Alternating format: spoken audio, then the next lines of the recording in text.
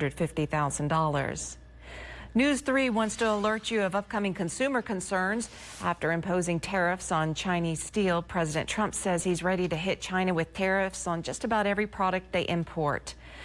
The U.S. considers a lot of trade practices from China unfair, but the Georgia Chamber of Commerce tells us the steel tariffs are already hurting consumers and businesses. It says slapping tariffs on more products is not the way to go. That's because China, in turn, is increasing its taxes on things that we sell to them.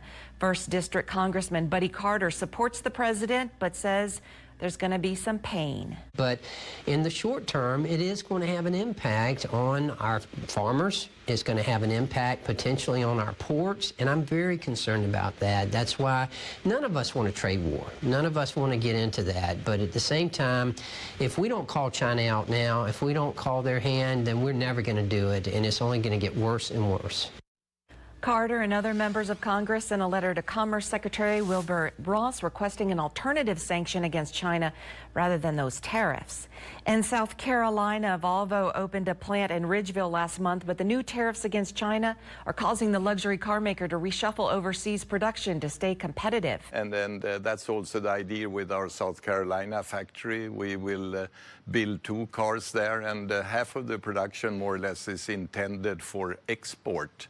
So that means if we plan to create 4,000 jobs, 2,000 of them are really based on exportation and free trade. So I think we demonstrate that free trade is also good for employment in the U.S. And if the free trade cannot continue, if we would have barriers, then of course this half of these new jobs would be in jeopardy. Right now, there's no word from Volvo about any changes in production at that South Carolina Volvo plant.